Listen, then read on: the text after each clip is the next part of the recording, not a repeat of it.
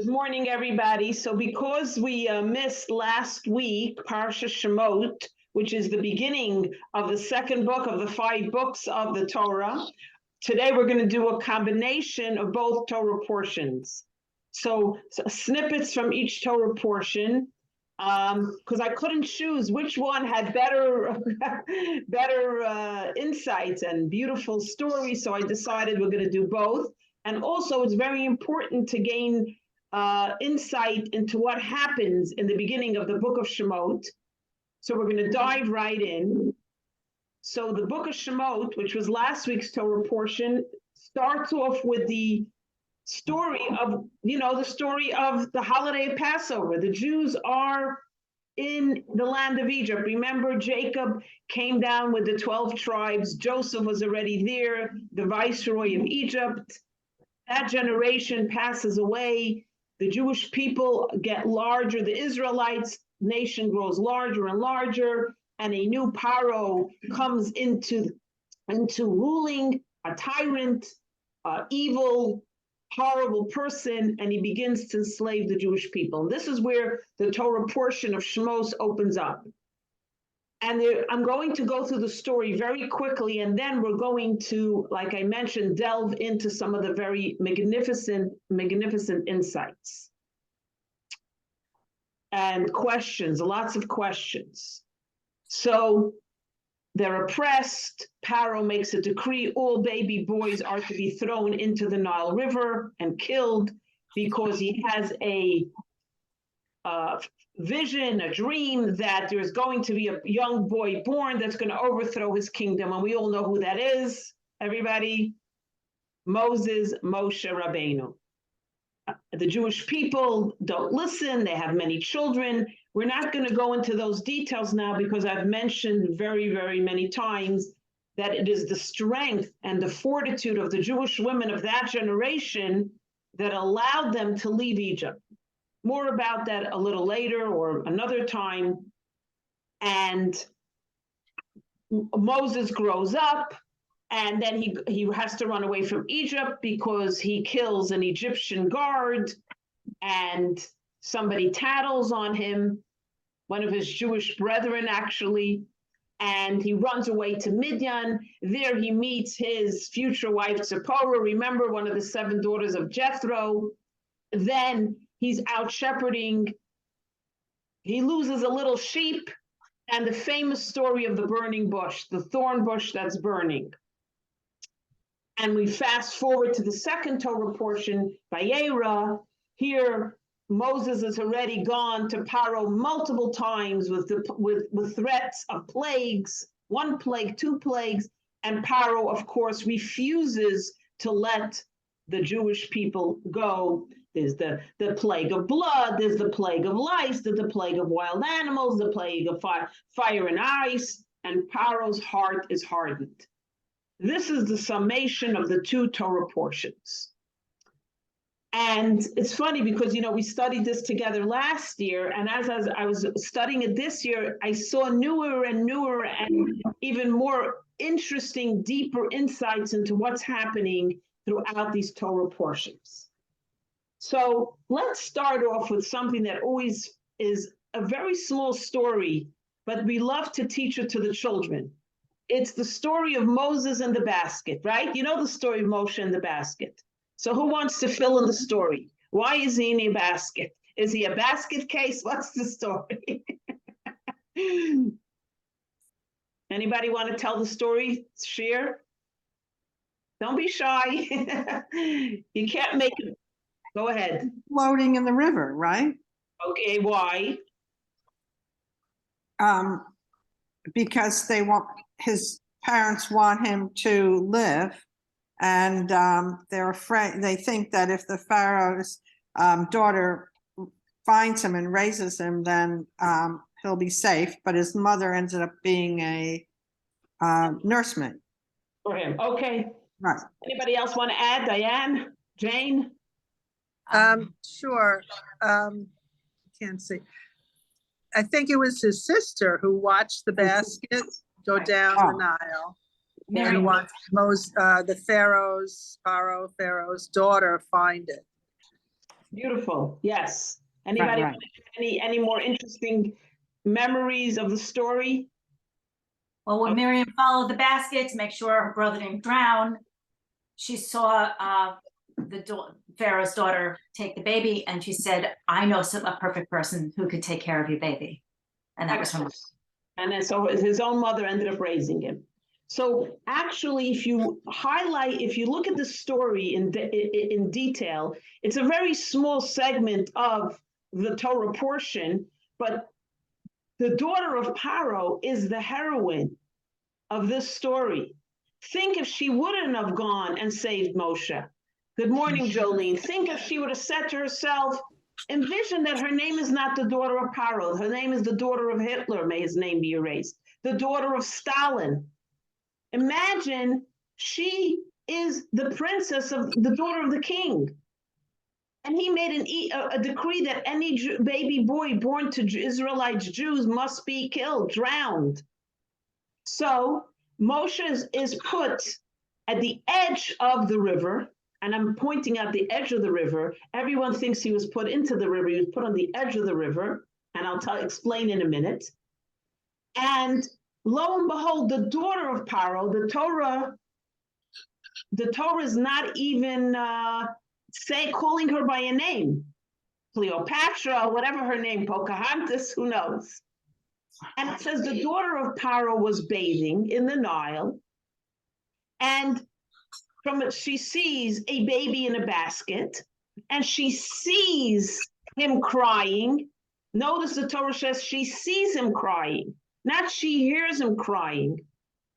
And she stretches out her hand, and she brings in the baby, and she, like Margaret said, she calls him Moshe, which means drawn from the water, and she raises him as her own son with the help of Yocheved, the Jewish nursemaid, because Moses refuses to nurse from any of her nursemaids. So she realizes, we need a Jewish nursemaid. Now I have a few questions for you. Why is she bathing in the river suddenly? Okay, say it's a coincidence, divine providence, she decided to take a bath. Why does it say Moses is at the edge of the river? His mother puts him at the edge of the river, and next thing we know, he's in the river. How did she know he was Jewish? Maybe he was a baby, a teenage mother didn't want him, and put him into the basket. How did she know he was Jewish? Was he circumcised? Very good. The Mepharshim say she saw he was circumcised. The Egyptians didn't circumcise. And then how do you see somebody crying? Don't you hear them crying? And also the Torah portion says her maidservant, her Amma, went into the water and got the basket. How do we surmise that she stretched out her hand and got the basket? So let's put the whole story together. So going backwards, James says she saw he was circumcised. Very good. That's how she knew he was a Jewish baby. And by the way, didn't she know about her father's decree? So she understood there's a baby in the basket, there's a Jewish mother who hopes someone will find him and save him and he won't be killed along with the other Jewish babies. Why was she bathing in the river? So you could say she went to take a bath. That's true. But I would think a princess would have one of those beautiful claw. So the Torah says something very magnificent in the commentaries. She was very, very, very miserable. Lack of a better word, if anyone has a better adjective, and hated what her father was doing. She saw his cruelty, and she wanted no part of his life, actually. She was bathing because the Nile River was an idol of the Egyptians. They had many idols. One of them was the Nile River. They worshiped the Nile River. You weren't allowed to go swimming in the Nile River. It was like a sacred waters. Lo and behold, if you were caught bathing in the Nile River, so she went to bathe in the Nile River to show that she does not believe this is idolatry. She doesn't believe that the Nile River is a god. She doesn't believe in this baloney. So by bathing, she's kind of making, she's sending a message. I don't believe that the Nile River is an idol, is a god. Quite the contrary, it's a river. So when Moshe's mother, Yocheved, who was a prophetess herself, wants to put her baby, save her son, she can't put her baby in the Nile River. It's an idol. By putting her baby in the river, she doesn't want to take a child like Moshe, whose face was aglow, who she named Tuvia, which means good, because she saw he was something special. He had a light. She said, I can't put my baby into their object of idolatry. So she puts him at the edge of the river. After Batya bathes, the basket slips into the water. And now Moshe is in the river, so to speak. Now he can be in the river.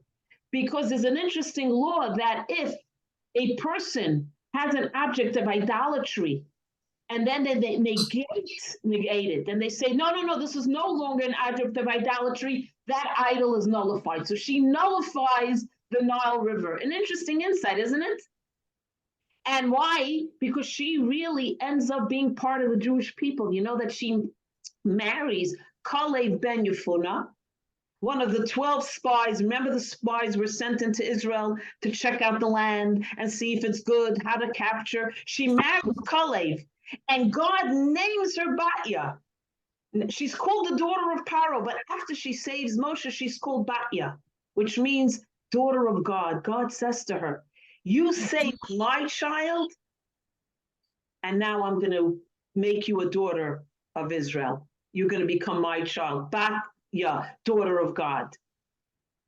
You saved mine, now I'm going to call you my daughter.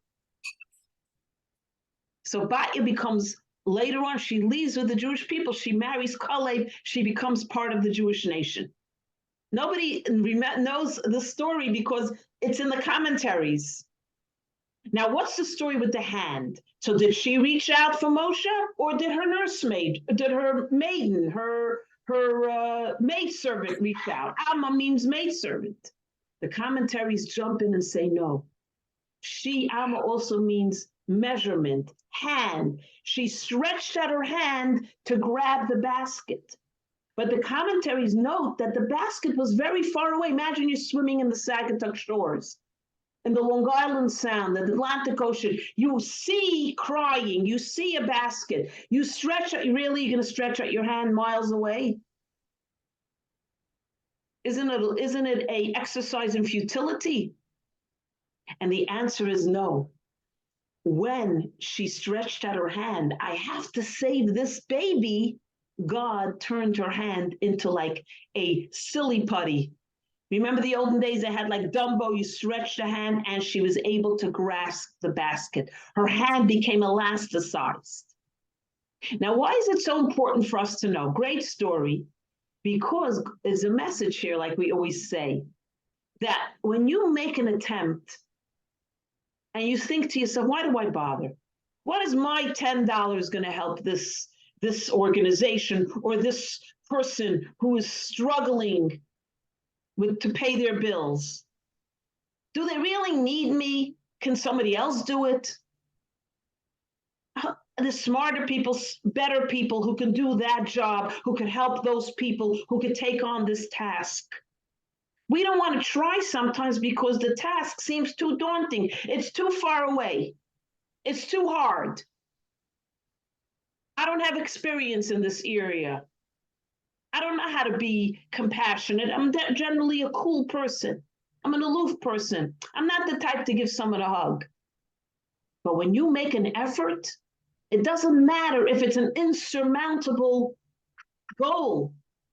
God will do the rest. God will fill in, so to speak, and get you and allow you to stretch beyond your wildest expectations. So never think to yourself, I can't do this. Let me get 10 other people to help me. Imagine if Batya would have said, I need my troops to help me. Let's go get the lifeguards, the first aid. Let's go get Baywatch, the rescuers. Forget it. Who knows what would have happened to Moshe by the time she got her rescue committee out there in their motorboat. She reached out almost instinctively. I have to save this baby. And she saved him. And that's what it means. She saw him crying. She saw his pain. Sometimes you don't hear a person cry. They come into the room, they come into your house, you meet them in the store, they're with you in school, wherever you are. And you see in them a pain. They're not crying. You see the body language. You don't hear them. They didn't say to you, I'm having a miserable day. I'm going through a tremendous ordeal. I can't even begin to tell you what's going in my life. But you see the body language and you go over and you're like, can I talk to you for a minute? I noticed you seem a little down and out. Is anything happening that you want to talk to me about? You don't hear them. Many times people don't even want to share. They're in so much pain, or they don't know how to share, or they think nobody cares. Batya saw his tears before she heard his tears. She saw a baby in distress. They did a study of children in orphanages. Don't cry. Infants in orphanages, you know why they don't cry? Because when they came into the orphanage, this is a study I read, they cried and cried and cried and cried for hours. They were hungry, the diapers were wet, and no one came. So after 3-4 days of crying, they stopped crying. They realized crying will do me nothing. So they come in, there's hundreds of babies, all starving, all wet, and they're not crying. Yes. Because they were trained that when you cry, nobody comes. So sometimes people don't cry. A child during the Nazis was told, don't you cry, cry quietly. You cry, it's the end of your life. 2-year-olds, 3-year-olds were taught you cannot utter a cry. You have to think your cry, hold your cry. And as adults, they told stories. They don't know how to cry. Like Eli Wiesel, my father brought him to the Rebbe, and the Rebbe said to him one day, what could I do for you? He says, Rebbe, could you teach me how to cry? I don't know how to cry even. Oh. It says, I'll teach you how to cry if you allow me to teach you how to laugh and smile. Then I'll teach you to cry. Because crying has to come with laughter. So she saw Moshe cries. She didn't hear, she saw his cries. And another commentary says, maybe Moshe was taught not to cry in a sense because they hid him. Remember, he was born prematurely at 7 months, and then they put him in the basket when he was 2 months old, because then the guards knew that she's about to have her birth. They kept track of your pregnancies. It was horrible what went on. So Moshe now is the prince of Egypt. Imagine a Jewish boy is now the grandson of Paro, adopted grandson of Paro. Something spectacular. So does anybody want to add anything or say anything, or I didn't mean to go on without including you. Does anybody want to add a comment or a... Well, did they know in Pharaoh's household that he was Jewish when he was growing up? I mean, because you think that when she came back with a Jewish baby, it would not be too cool. I know. So I thought about that and I looked up the commentaries, and she claimed it was her baby. She, as the princess, says he's my son.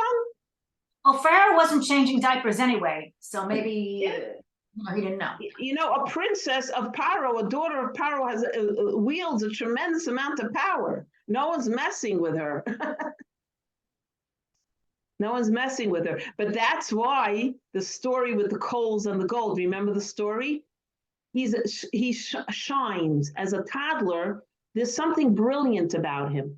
So Paro starts thinking to himself, one minute, let me check out this scene. Maybe he's the boy from the dream, from the prophecy that there's going to be a boy going to usurp me. So what does he do? Wow. He's playing with Moshe on his lap, like a Zaidi, not like a Zaidi, he was a tyrant, grandpa. And he has his aides, his servants bring him 2 bowls, one filled with gold nuggets, one filled with hot coals. And he puts it in front of Moshe, and Moshe, being the brilliant future leader, puts his hand towards which bucket? The gold, the shiny gold. But God doesn't want Paro to realize that Moshe is extraordinary at this young age. So an angel comes and shoves Moses' hand onto the coals, and he puts his hand in his mouth because it's burnt, and that's how he gets a lisp. That's why he tells God later, "You're sending me to Paro?" That can't even talk clearly. What are you sending me? They're going to make a mockery of me. I'm no leader. I don't even speak nicely. I don't have communication skills. I have a lisp, a terrible lisp. Which comes to also show you that how is a person judged? By their lisp, by their disability? No, by who they are. Moshe couldn't speak clearly. His brother Aaron, the other brother, was an articulate orator. Moshe, he was a prophet. He was the greatest leader ever, but you can't say he had good communication skills. He had this disability. It happened to him at a very young age when they try to see if he's a future leader or not.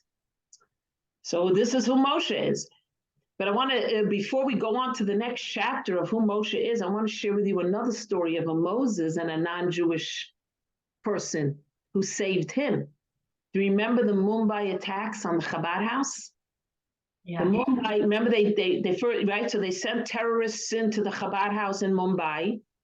Rabbi Gavriel and Rivki Holzberg were the rabbi in Rebbitzin. They had a 2-year-old son, Moses, and his nanny was Sandra. Now, when the terrorists entered the building, they immediately slaughtered Rabbi and Rebbitzin Holzberg, and little Moshe was with them, and his nanny was hiding because if she would come out, they would kill her too. They didn't know. Suddenly, she hears him calling out. She hears him crying. So she, against her better judgment of saving her own life, which she wasn't even Jewish, she runs out, grabs Moshe, and runs out of the Chabad house. Oh my God. And saves his life. The same story with a Moshe and a non-Jewish nanny comes to light generations later. It's amazing. Think about it. The same story practically, the same Moshe. So you never know, the sparks that were created then continue in the future. The energy, the sparks allowed another Moshe to be saved by, again, a non-Jewish nanny, Sandra. And she moved to Israel with his maternal grandparents, Rabbi and Rebbitzin Rosenberg in Jaffa, and she lives with them. They take care of her. And he just celebrated his bar mitzvah last year, Moshe, in Israel. Could you imagine? Wow. And they say he will be the future Chabad rabbi of Mumbai when he reaches maturity. He's going to be a leader himself. I want to just share with you a beautiful story about his mother. I read this. I was going to tell it on the class that I missed, but it's just too beautiful not to share. May I? Yes. So everyone said this young couple, Gabi and Rivka Holzberg, were really from the hidden tzaddikim of this world. And they were taken in a very cruel way. There's many details to the story. The Israel Shin Bet knew about the attack, and they asked the Indian government if they could come in, and they didn't let them, and it was too late then. They knew there was going to be an attack in India. You know, they had the intelligence. Okay, without going into that, God has his ways. Now, Rivki Holzberg was a gem. The stories that are coming out of this Gabi and Rivki, I can only say that they are tzaddikim. They are saints, sages, prophets, I don't know what you want to call them, holy people. So there was an Israeli, a lot of Israeli students go out of the army, right? They're 18, 19, 20-year-olds. They graduate from the army. They're forced to be in the army. I mean, that's the culture of Israel, right? Everybody is recruited in the army. And after that, they look for a little excitement. They go to Thailand, they go to India, they go to all these wild places. So this Israeli girl came out of the army and she wants a little adventure. She goes to India and she got involved in drugs. And so they put her in jail for drugs. She finally is given like in-house arrest. And she can't leave the country. She's stuck in India now. They're not exactly the nicest people. So she goes to the Chabad house. She's somehow able to go there for services. And she tells Rivki his story. I really need to get out of the country. I need to leave. But how could I leave? The minute I come to the border, they'll see who I am. And they won't let me in to Israel. They won't let me leave. Because I have an idea. She gives her a beautiful dress. And she gives her diamond ring from her wedding. Rivki Holtzberg gives this girl, a former drug addict, this ring and this dress. And says, go to the border, to the border. They'll see you dressed like a mensch with a ring. They're not going to question you. They're not going to look up your records. And you'll be able to get home. And that's what she did. She came to the border in a beautiful dress, beautiful diamond ring. That's no druggie. It's no, and she, with God's miracle, she gets back home. Rivki's mother comes to visit her. She says, Rivki, I noticed you're not wearing a diamond ring. Where's your diamond ring, Tatala, Mamala? She says, oh, it's doing a mitzvah now. She tells her mother, it's doing a mitzvah. Her mother, she thinks she's making a joke. She lost it and she doesn't want to tell her mother. Who knows? By Shiva, they sat Shiva in Eretz Yisrael for their children because they were both Israeli citizens, Rivka and her husband Gabi. And one of the visitors is this girl who was in prison in India. And she gives them a box with a diamond ring. And it's Rivka's ring. And she tells them the story. And the mother starts to cry about her daughter. She says, my daughter told me her ring was doing a mitzvah. So this is who his parents were. You know, who's his parents? So can you imagine? Moses' parents, Yocheved and Amram, were prophets. Rivki and Gabi, this Moses also had holy parents. I mean, a story like this, who would give their diamond ring, a girl, a druggie? She's going to sell it and buy drugs. I would never want to be tested like that. You know what I mean? So this is who they were. So, you know, there's a saying that from Moses till Moses, there was never such a great Moses. They mean Moses Maimonides. But you never know. Min Moshe ad Moshe. You never know which Moshe. There's never been another such a great Moshe. So it also reflects beautifully on someone who's not of the Jewish faith. Look how the kindness of a person who could have ran out of the building. So look, I'm not Jewish. Don't come after me. You're after the Jews. I know. Beautiful story. And it touches me so deeply. When I read this story, I was like blown away. I wish I could be in a quarter of that level, you know?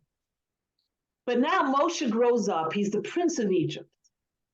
And he's the one chosen by God, as we'll soon see, to take the Jews out of Egypt. Now, let me ask you a question. If you want to send someone to take your brethren out of Egypt, who do you send? You send a boy who grew up in an Egyptian palace with a silver spoon in his mouth? Or do you send a nice Yiddish guy who grew up on gefilte fish with schmaltzering and matzo balls, who speaks the language? Who do you send to take the Jews out of Egypt? You send a nice Yiddish boy. He comes in, he speaks the lingo, he knows the words, he knows how to say blintzes and schmaltzering and gefilte fish and kichlach. He knows how to talk to his brothers and sisters because he also grew up as a Jew, you know? You're sending a sophisticated guy who grew up in the palace. Does he even know what it is to lift a hammer? Does he even know how to saddle a horse? Who are you sending Moshe? Right? Question one. Now we're going to answer this question soon. So Moshe is a grown man, and what happens? Three stories happen with Moshe. One, he's walking amongst his people in Goshen, and he sees, of course, the torture and the misery, and he sees an Egyptian taskmaster, a Nazi. You think the Nazis came with Hitler? We have Nazis here with Paro too, Yamach Shemot. He's about to kill a Jew, most probably the Jew didn't work fast enough, or didn't took a minute to rest or took a drink of water, and he's beating the Jew. The Jew's about to die. Moshe takes and kills the Egyptian taskmaster, and he buries him right then and there, and he saves the life of a fellow Jew. Story number one. This Egyptian prince could have said, you know what? I'm going to inherit the kingdom in a couple of years. I'm next in line to the king. Pharaoh didn't really have, he had sons, but maybe Moshe could have theoretically been the next king. And when I take over, I'll save the Jewish people. Now's not the time to take action. One Jew, I don't know if it's worth my time, but he doesn't care. One Jewish life is going to be taken by this guard. When I'm around, boom, he kills the guard. Fast forward a little while later, he's again strolling around. He sees now a worse scene. Two Jewish men are fighting. They're beating each other up. And he says, I want to read it to you. This is what he says to them. Two men of the Hebrews were fighting together. And he says to the wicked one, are you going to kill your fellow Jew? So the wicked one says to him, who made you a ruler and a judge over us? You think you're going to kill me like you killed the Egyptian? He tells them, word got out that Moshe killed an Egyptian. You're going to kill me now too? He says to Moshe, and look what happens. Vayira Moshe, and Moshe became frightened. And he says to himself, the word has gotten out that I killed an Egyptian taskmaster. Look what happens next. Vayishma Parai. Paro heard. The Jews tattled on him. They said, do you know your grandson just killed an Egyptian taskmaster? And he sought to slay Moses. He put out an arrest warrant. So Moses fled and he went to Midian. See what happens here? This is a very important story, which I'm going to explain in a minute. Story number 2 of Moses' courage. Story number 3 of his courage. He comes to Midian. He comes to the well. What else is new? Not he comes to the bar, to the inn. He comes to the well, and he sees the male shepherds are bullying these 7 girls, these 7 shepherdesses, the daughters of Jethro. And he says to these bullies, get away, allow them to water their sheep. They wouldn't let them water their sheep. They were threatening these girls. It didn't start here in our generation. This was happening in the olden days too. So Moshe says to these bullies, really? And he scares the wits out of them, and he allows the daughters of Jethro to water the sheep.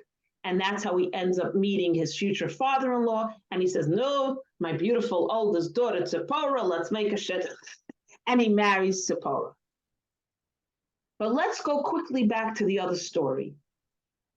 It doesn't say when he killed the Egyptian that he feared, he was afraid. You notice?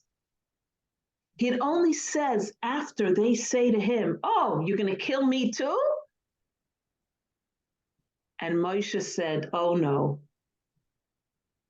They know what I did. The word has gotten out. And he flees because Paro puts an arrest warrant out for him. They tattle. Obviously, one of the Jews tattled on him. And one of these, obviously not from the better people, and now he has to run away, escape. So now there's a magnificent, mystical, beautiful insight from Chassidus. He didn't run away after it happened. He runs away after the 2 guys tell him, one of the guys tells him, you're going to kill me too? A fear enters in his heart at that moment. He says that it's known, and he runs away because Paro urges him. Till he felt fear, till he felt insecurity about what he did. Not that he regretted it. Let me just reiterate, he did not regret, but he felt a fear. Nothing happened. So Chassidus, based on Kabbalah, says something very powerful. The Maggid says, one of the Hasidic rabbis writes, we create our own reality. It's a very, very, very, very, very powerful thing. My image, I reflect what I think, what I am. What I think creates my reality. And it's something, we all have to think about because it's hard to comprehend. Again, how you envision things, how you react to things creates your reality. Till Moshe was afraid, nothing happened. The minute he felt fear and insecurity, it brought about a series of events. Paro sends a search warrant out for him. That's why the Torah never tells us what people are thinking or their emotions. Very rarely in the 5 books of Moshe do you hear them say, Diane was thinking she should go on vacation. Margaret was thinking she's now going to take revenge. They never tell you what people are thinking. When the Torah tells us what Moshe's thinking, it's to teach us these insights, that it is how he viewed himself that now created that negative energy where now Paro issues a warrant for his arrest. If you understand this, or even you think about it, you realize how you can create your reality. I'll give you an example. There was a Rebbe walking with a student, and he went, ay, ay, ay, the Yiddish krechts, we call it. Now, let me ask you, who here in this class doesn't give out a krecht, a sigh, a moan? If you don't, you're not Jewish. If you don't kvetch, you're not Jewish. I'm sorry, it's part of our DNA. We all go, ay, vey, mama, tata, old, right? Anybody else have any other moans and groans? Yeah, anybody? Go ahead, give a moan and a groan. No. We all have like all these mannerisms, Yiddish mannerisms. He says, a broch auf sein Kopf, nicht eingedacht, my Baba would say. Okay. So what is it? So the Rebbe says to his student, why are you bringing negative energy into the world? What are you doing? He says, Rebbe, all I did was sigh. The Rebbe said, do you know that with every sigh, you create a negative energy that impacts everybody? So again, how we review ourselves and view life creates our reality. I'll tell you the story of Woody Woodpecker. You remember the story? You remember the story? I told it once before. I'll tell it again. You know the cartoon Woody Woodpecker? Okay. How did it come about? So this couple, very out-of-the-box couple, decide to go on a honeymoon. The parents say, go to the islands, go on to Paris. No. They decide they're going to go deep, deep into the woods and rent a cabin, and they're going to do a very rustic honeymoon. And you know what? They're loving it till they go to bed at night. They finally go into their cozy honeymoon bed. They close their eyes, and outside the window, a Woody Woodpecker starts pecking away on the tree. A ganze Nacht. The woodpecker is chopping and butting in the they can't sleep. They turn over on the left, they turn over the right. Can't sleep. A whole night the woodpecker has kept them awake, this honeymoon couple. But they're an optimistic couple. They wake up in the morning, they drink strong coffee, they have a wonderful day, and they go, tonight will be the night. A ganze Nacht again, that woodpecker are hacking away. And this happens again the third night. and their honeymoon. They had a good time. They were a loving, happy couple, but come on, we didn't sleep a wink on our honeymoon. They get in the car, and the husband thinks the wife is going to let him have it. And the wife thinks the husband is going to let her have it. What about this great idea for the honeymoon? Whose idea was it? Your idea. Wow. Next time you come up with a brilliant idea. But no, the wife and the husband spend the whole ride home laughing. We had a great time, honey. This is going to go down in the history of our grandchildren. How every night we were up with the woodpecker. And guess what? Walter Lanz in 1940 decided to create a comic called Woody Woodpecker, and he made millions of dollars. So we create our reality. Trust me, if it was me, would my husband get it with 2 barrels? I would even go in the car home with him. I'd say, I'm getting a lift home with somebody else. Crazy idea. A honeymoon in a cabin with a woodpecker as our third party. But they created a reality that turned them into millionaires, but you see, it's their whole attitude. So attitude changes can change our reality. There's a whole, by the way, therapy that you have to envision what you want for yourself, envision what you want for your children. Sit down. You want your daughter to get married. Sit down and envision your daughter in a wedding gown by a beautiful buffet with a tall, dark, handsome guy with a huge bank account walking down the aisle. And then it's going to happen. That's what I was told by many people. Tell me you have to envision goodness happening in your life. You know? So it's called visual therapy or something. But anyway, so we create our reality. When Moshe feared at that moment, everything spiraled out of control and he had to run away. So that's why the Tzemach Tzedek said this famous saying, Trach gut wird sein gut. Think good and it will be good. And I don't know how it works, but ladies, it works. Many people are ill, they wear bracelets because it gives them a lift. People will get this little like rubber bracelet, like Lance Armstrong bracelet. This is Trach gut wird sein gut, which is interesting because how did this come about? The Tzemach Tzedek, one of the Lubavitcher Rebbes, his name was Menachem Mendel. The present Rebbe was named after the Tzemach Tzedek. He had a father, a chassid, came to him with a very, very sick child. And the father says, Rebbe, what should I do? And the Rebbe says to him, Trach gut wird sein gut. Think good and it will be good. And guess what? The child was healed. We don't know how, but the child was healed. We can create our reality. It takes effort, it takes work, but we can do it. So now I have 2 more very beautiful insights. Moving forward, does anybody have any questions, comments, debates? You're the nicest group of ladies. You never argue.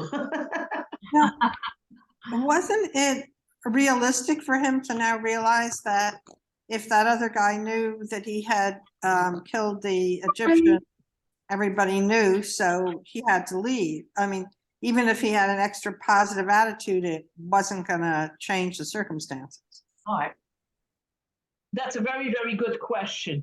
And actually, I don't know if I have a perfect answer, but based on what we discussed, that this piece of Hasidus explains that is the reason now only he's afraid. You could sometimes do an act that's justice. I'm going to kill this guard. He almost killed he would have killed the Jewish man. And then you feel, oh, I'm so scared. Who's going to find out? They're going to find out. They're going to know that because the Torah doesn't say it right then, but it says it later, and only then Paro issues a warrant. That shows us that based on this Hasidic insight or this Hasidic discourse, that the reality was created by his fear. And that if he wouldn't have expressed fear, it might have been different. It might have been different. That's basically what this Hasidus is saying. But even if you would choose to say what you think, like what you just said, Margaret, which is very logical, let's say we didn't learn this piece of Hasidus. The story says he was afraid, somebody tattled, and then he had to run because there was an arrest warrant for him, right? Yeah, that's the story. If you wouldn't study this Hasidus, you wouldn't have this insight, but the story makes sense in its very literal way. He ran away. Yeah, that's why he ran away. When I was growing up again in yeshiva, they never taught us this. This is something I, read in a Hasidic Discord, and I thought it was very powerful to share again, because showing us that we could change or create our reality, But again, it's what I would call something. It's not. Also, a lot of times we study this. It's not something that happens in a second. You don't become an optimist just because we studied in the Torah. Optimism is the way to go. It's all study is to bring us to look at our lives differently, and in very small increments make changes. Like I try always in my life. Like when I heard the story of the Rebbetzin in Holzberg, it impacted me in a way, thinking myself, on how could I be a little bit of a kinder, more giving person? Because if she could give up her diamond ring to a girl who's questionable behavior, so much more I could do, like something that I'm not giving up my diamond ring. So again, all learning is there to bring us to refine ourselves, to make ourselves better, happier people, more in touch with who we are, what we want to be, and how we can impact other people, and then we really impact ourselves. So, so again, everything is there to give us a way of looking at things differently, so to speak. You know what I mean? So that's how I look at it. Sometimes I listen, I literally, I was studying a discourse last night I wanted to share today, just giving you an insight of my preparation. And I'll tell you right now, I couldn't put two words together to repeat it. I try to put it together, like, how am I going to say this if I don't even get it? So I went to sleep, and this morning, I woke up very early in the morning, and I reread it, and I'm like, I get it, and I'm going to share it now. I didn't get it last night. I have to tell you, my brain, I said, listen, I'm not sharing it if I don't get it. How could you share something if you don't yourself get it? It doesn't make sense to me. How is it going to make sense to you? So my point is, without me going on and on, is that some things you need to think about a little longer. I'm talking about myself, and then you can internalize it. It doesn't always happen the first time around. Also, like Hasidus, studying Torah with Hasidus and Kabbalah takes you on a different train track. You're always going one way. The minute you start studying the nuances, now a whole different direction or portal opens up how you look at life and things, which normally you wouldn't, let's say. So that's the beauty of studying Torah with Hasidus and Kabbalah and typical commentaries. The typical commentaries are not so typical, they're also, it's beautiful. It's also very insightful, right? I hope you agree. I mean, yeah. So we spoke about trach gut v'zayin gut. So think good and it will be good. I don't like to quote Henry Ford, but you know what Henry Ford said? If you think you can, you can. If you think you can't, you can't. It's, in other words, how you think you could be, you'll be. If you think you're going to fail the test, you're going to fail the test. Like I was about to take a test, and the math teacher told my mother I'm going to fail. And my mother was very upset. She says, how do you know? She didn't even take the test. I failed. The teacher already I heard the teacher tell me, of course I failed. My mother was furious at the teacher. But I said, Ma, it's my fault. I didn't know the math, That's the story. It's not the teacher's fault. She just predicted, my lack of knowledge,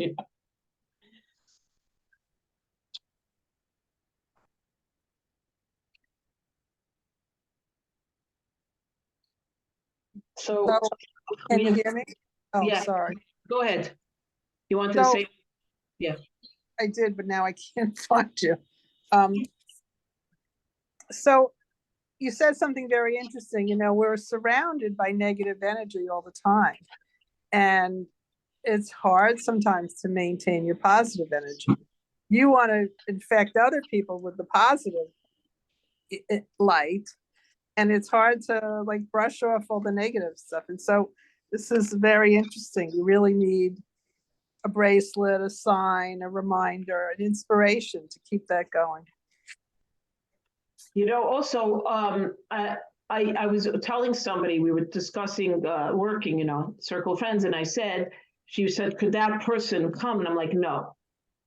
That person's very negative, and every idea and every aspiration or dream is knocked down because, oh, it's not practical, we don't have the money. And it pulls you down, because when you work in nonprofit work in general, it's always working on miracles. You're never going to have the money. You have to work on a level where you think to yourself, listen, God, I'm doing the good work, make it happen, because I'm doing it anyway. So people who can't work on that level, and not only they can't work on the level, they drag down the dreamers and the people who are inspired. You try to stay away. You can't always. Sometimes it's family members. Can you kick them out of the house? Oh, it's always family members. Absolutely. Sure is. Sometimes, though, you know, I'm always trying to work on this, and I work on it through Torah, I work on it through yoga, and I create this reality, and it is an alternate reality, and it doesn't come true, and then all of a sudden my house of cards crumbles. So, you know, I don't know where you have to be realistic. You know, I went for this job interview a couple of months ago, and I was sure I had it. It was my job. I was acting like I had the job. I was spending like I had the job. I didn't get the job. And I know that I'm capable of doing this job. But then my daughter looked at me and went, Ma, you haven't heard from them. And how old are you, Ma? And then my house of cards crumbled. Like it's just, it happens to me a lot, because I try to create the positive. So where is that line where you have to be in reality too? Well, let me tell you this. This is what I'm coming to now. Exactly your question, which ties in now. So do you mind if we take a pause just so I bring this point to chorus? Because exactly what you addressed. Please. So have you ever seen the movie A Beautiful Mind by John Nash? Okay. So I was going to tell this after I told the story with Moshe and the burning thorn bush, but I'm going to tell the story and then we're going to go to the thorn bush because it's exactly what you had. So first of all, the movie's spectacular with what's his name? Russell Crowe. Oh, amazing. The book also. So just for those of you who don't know about John Nash, he won the Nobel Prize for mathematics and economics. Brilliant guy in Sweden. To make a whole story short, he's schizophrenic, which, as you know, can be treated, but it's really, at times, you enter this dark, crazy place and there's nothing you could do. And the movie is spectacular. His wife divorces him, not because she doesn't love him, but because it's so intolerable. And part of his schizophrenia, the communists are after him. So he has a whole garage with papers showing the conspiracy theories. And he's so brilliant, he draws a parallel to everything with mathematics. It's mesmerizing the crazy, but you see that the mind distorts the whole universe for him. In spite of that, he's a brilliant, brilliant, brilliant mathematician. And he goes into these dark places, and you think and the movie is so great because you think he's actually happening to him, but it's not, it's in his head. Anyway, okay, this is the point I want to make, Jane. So his wife remarries him. She loves him so much, she says, I'm going to live with this. And she's there with him, and he gets up to receive the reward. And he says, do you know what as he takes the word, he says, you know what the greatest equation of all mathematics and economics is? He says it's equals love. And he points to his wife, because he can only get this award because of her support in his nutty world, his nutty mind is. And they're leaving the hall.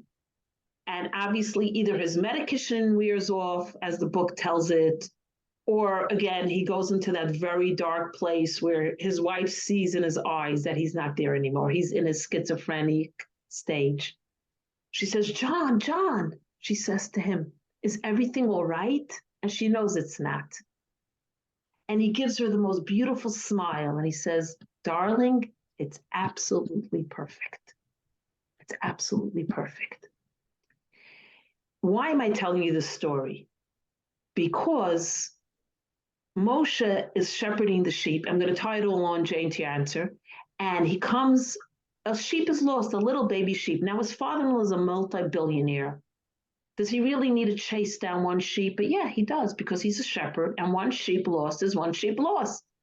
And he finds this little baby sheep, and suddenly he sees a sight, a burning thorn bush. Note the thorn bush. It's not a beautiful azalea tree, a palm tree. It's a thorn bush. And as he gets closer, a voice comes out of the thorn bush, and he says, Moshe, Moshe, take off your shoes. You're standing in a holy place. And it's obvious he's hearing the voice of God. And then God tells him the whole conversation. You're gonna go and you're gonna take the Jews out of Egypt. And Moshe says, who, me? I'm nobody. I don't talk. I'm a younger brother. I don't have the prestige. Who's gonna listen to me? Blah, blah, blah. The whole story. Well, not blah, blah, blah, but we'll go through it if we have time. And again, he finally accepts the mission, and you know the story. He goes back to Egypt and saves the Jewish people. And the question is, why a thorn bush? God is coming to Moshe. This story changes the course of history. Moshe takes the Jews out of Egypt. Moshe gives them the Torah at Sinai and practically brings them to the borders of Israel. Moshe, you couldn't find a more glamorous, more prestigious, pretty way to come to Moshe with a mission, a thorn bush. And the reason is we have to find perfection in life, even amongst our thorns. Even amongst our thorns, you find perfection. This is why God talks to Moshe. A fire is burning, but why isn't the thorn bush consumed? Because no matter how thorny your life is going to get, you will never, ever be consumed, God tells Moshe. The Jewish people will never be consumed by the fires, no matter how thorny life gets. The genocide, the persecutions. Now, sometimes we envision for ourselves perfection. I want that perfect job. It's perfect for me. I think I really need to go on that trip. It's exactly what I need. And we do the meditations and we do the prep work. And we envision ourselves on the beach, right? And suddenly the plane gets canceled, somebody gets sick, we can't go, we didn't get the position, my husband got fired. What do you mean, God? I did everything right. I had the meditations, I envisioned because at times that's not what you were meant to be. The perfection is not always found in what we envision is our perfection. Sometimes it's in the thorns. Well, usually it's in the thorns that our perfection emerges. It's just us looking at it differently. And that's why sometimes you have to question, I did everything right, God. Why did you punish me in this way? People ask this question every single day. I deserved better, God. We don't know why. But then once these things are thrust upon us, these challenges, these thorns, we have to find perfection in those thorns. And there's a reassurance that you will never, never be engulfed. You will never be burned out. Your bush will never, never be extinguished. You will never disappear. God promises that. That's why the bush is not extinguished. And that's why a thorn bush. Because when God says to Moshe, don't come any closer. The ground upon which you're standing is holy. Take off your shoes. It's very weird. What do you mean? Why is the ground holy? The fire, God, is in the bush. He should say, Moshe, don't touch the bush. I'm in here. He says, the ground upon which you're standing is holy. Take off your shoes. What is God saying to Moshe? We think divinity, holiness, godliness is in the bush. It's in the shul. It's in the rabbi's class. It's at the Kotel. It's at the Machpelah where the matriarchs and patriarchs are buried. It's in the holy books. But in my mundane life, on King Street, with the dirty dishes in the sink, how could I find divine? Where is God? Precisely where you are, God says, is where it's holy. Not where I am, where you are, because I'm where you are. That's why you take off your shoes. You take off your shoes because where you are in life, in your dirty dishes, the dishwasher is broken, the laundry is piled up, your kids are screaming. That's where God is found. We think God is only in those holy moments. When we're fasting on Yom Kippur and the rabbi blows the shofar, I am so holy, God. I never felt so holy in my life. True holiness is found in your mundane, imperfect life, in your thorns. This is what Chassidus and Torah is teaching us. We sometimes think again, you know what the problem with thinking that holiness is only found on those mystical places is, then what are you doing the rest of the 363 days of your life? Is your 363 days of your life meaningless because it's not Yom Kippur anymore? Because you broke your fast, you had your bagels and lox, the shofar blowing is over. Now, the rest of the year, I'm nothing. Next Yom Kippur, okay, we'll start again. We'll be holy again for one day, and it's over. Yiddishkeit, our soul goes wherever we are. God goes wherever you are. Wherever you are is where God goes. And that's why, and again, not to, God forbid, say, you didn't get the job or you didn't go on that vacation because you didn't have the right prep work. No, lav dafka. But one little insight I did share, and I'll share for myself, is that how do the mundane things in life become holy? What defines you differently from another person is the fact that among those simple things in life, you bring in the holy moments, the Moda Ani in the morning. You know, when you wake up in the morning, you sit up in your bed and you say, Moda Ani lifanecha, thank you, God, for returning my soul. And then you wash Negelwasser, al natilat yadayim. That little act for 3 minutes will now define your entire day and imbue your entire day with holiness. So you have to make sure amongst the mundane things in life, they are tied like pearls. You know, when my pearl necklace ripped and there's a knot between every pearl. Why? Because if one rips, the rest don't fall off. How do you create that strand of pearls? What ties it together? Those moments when you commit yourself by doing a mitzvah. Mitzvah means connection. By saying a prayer. Even if you put a nickel a day in the tzedakah box, you will have another knot by your pearls. Anything you do to connect to the divine, to your soul, then when you're washing dishes, when you're trading stocks, when you're writing a story, or you're painting a sculpture, whatever profession or whatever hobby, or you're darning socks. We don't darn socks anymore, do we? Please tell me you throw them out. That becomes holy too. You know why? Because it is not defined by just doing mundane. Your life is defined on a much holier level because you said Modani in the morning.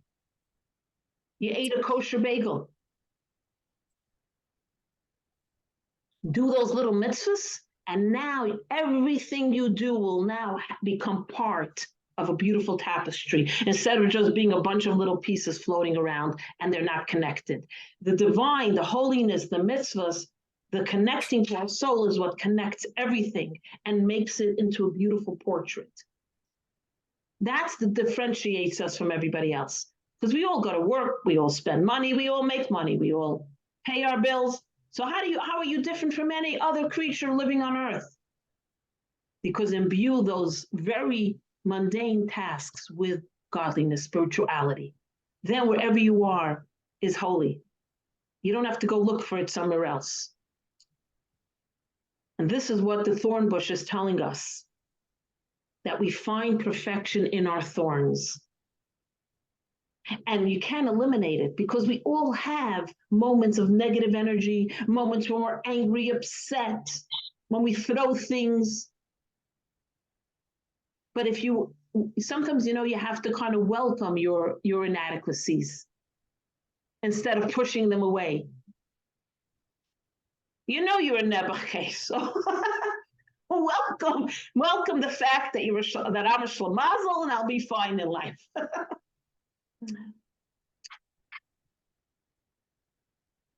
So I had another beautiful insight, but it's already 11:10, so I don't want to keep everybody.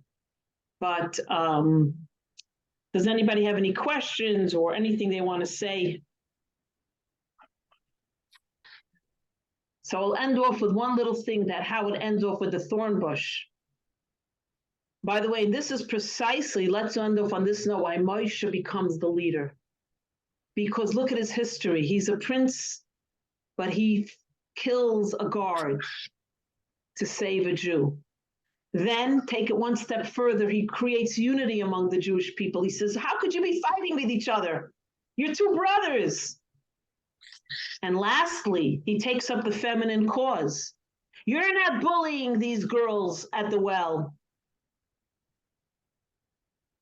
You're not bullying these girls at the well. They have a right to be shepherds just like you. You want to know who fought for equality first? The people of the Torah, Moshe. And that's what makes him a Jewish leader. And a man who is a shepherd, and he goes find the little sheep. He could have said, Yisro, yeah, a wild animal ate the little sheep. I'm not walking 25 miles to go find a lost sheep somewhere in the wilderness. And guess where that wilderness was? Mount Sinai, when he goes to the sheep. Because it's between Egypt and Midian is Mount Sinai. That's where he goes and sees the burning bush. And lastly, God doesn't want our leaders to be perfect. Yes, Moshe, you're not the best communicator, but I don't need a leader that doesn't have a lisp. I need a leader that has integrity, compassion, love, and does everything possible for his people. And that's who Moshe was. You're looking for perfection, that's not what God wants from us. Otherwise, it wouldn't have been in a thorn bush. God would have met him in the Museum of Natural History with beautiful architecture, champagne in the corner, someone playing on the harp. And then he says, you will be my leader, Moses, dressed in a tux. So each one of us has, as it says, a piece of Moses within ourselves. Each Jewish person has a part of Moses in us. We can all be leaders, and leaders of compassion and leaders of goodness and defenders of our people in whatever way we do it. So let me wish everyone a good Shabbos, a wonderful week.